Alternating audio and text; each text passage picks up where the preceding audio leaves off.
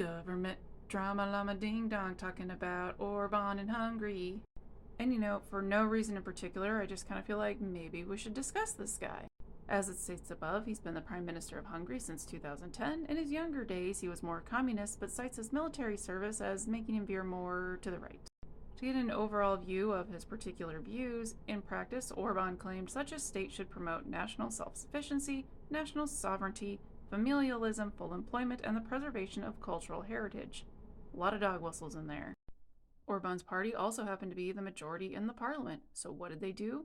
Well, they drafted a new constitution behind closed doors. His party wanted a more cautious agenda. Orban went, nah. Quote, among other changes, it includes support for traditional values, nationalism, references to Christianity, and a controversial electoral reform, which decreased the number of seats in Parliament of Hungary from 386 to 199. The new constitution entered into force on January 1st, 2012, replacing the Hungarian constitution of 1949. Then in January 14, he went to Moscow to meet with Putin. As far as the nuclear power plant and the pipeline, that's a whole thing. That should be another video. For this video, I want to focus more on his ideologies. For example, he described the Western financial crisis as a paradigm shift of the international order comparable with 2 world wars and the dissolution of the Soviet Union. Orban described his current mission while breaking the liberal dogmas and ideologies that have been adopted by the West and keeping ourselves independent from them. We are trying to find the form of community organization, the new Hungarian state, which is capable of making our community competitive in the great global race for decades to come. The internet tax, again, a whole topic on its own, but he has always faced accusations of corruption. I can't imagine why. Something that was certainly discussed in the r/Hungary subreddit was the migrant crisis. Orban put up a barrier to block entry of illegal immigrants so that Hungary could register all migrants arriving from Serbia. In May 2020, the European Court of Justice ruled against Hungary's policy of migrant transit zones, which Orban subsequently abolished while also tightening the country's asylum rules. When it comes to immigration, Orban has some thoughts.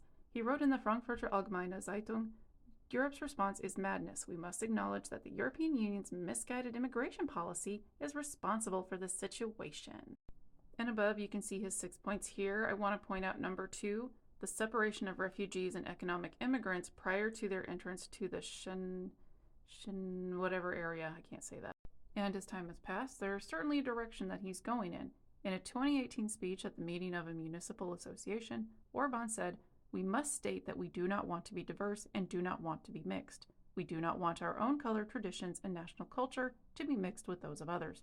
We do not want this. We do not want that at all. We do not want to be a diverse country. His party was still the majority in parliament, and in March 2020, there was legislation passed that would create a state of emergency without a time limit, grant the prime minister the ability to rule by decree, suspend by elections, and introduce the possibility of prison sentences for spreading fake news and sanctions for leaving quarantine. Then later in 2021, the parliament transferred control of 11 state universities to foundations led by allies of Orban.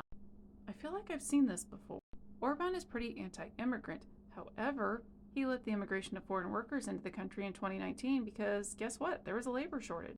And of course, the dog whistles just don't go away, because in August 2022, he was at a monument commemorating the Treaty of Trianon, I'm not sure, said Central European nations should come together to preserve their Christian roots as yet Western European experiments with same-sex families, immigration, and atheism. He was supposed to go on a visit to Sarajevo, but Bosnian leaders went, nah, I don't think so. In 2022, Orban still had close ties to Moscow, and then in May, he promoted the Great Replacement conspiracy theory in a speech. Again, another dog whistle. And of course, he doubled down in July of that year and said, we Hungarians are not a mixed race, and we do not want to become a mixed race. In Vienna 2 days later, he clarified he was talking about cultures and not about race. Sure, buddy. And as if we needed another reason to dislike Orban, in July 2024, Zelensky decided to shut down the overland pipeline transfer of petroleum products from Russia to Hungary. Orban and his government protested this event strenuously.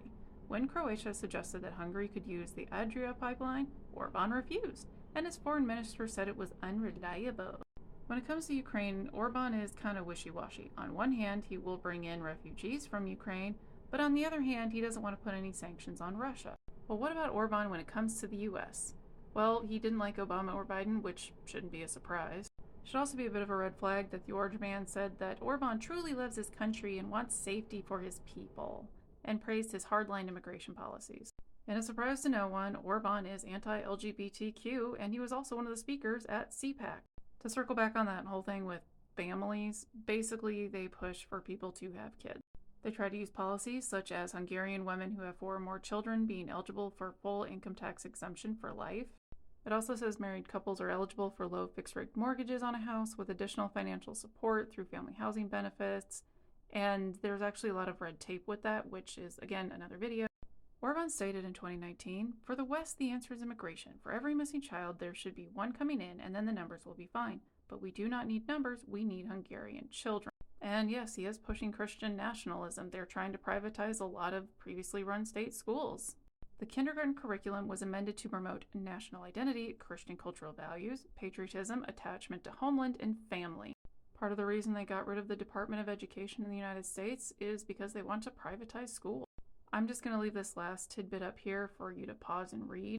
With the current state of things right now, I do think that Orban is going to align himself with certain countries. This is why I think it's important to pay attention to what some of the countries in Europe are doing.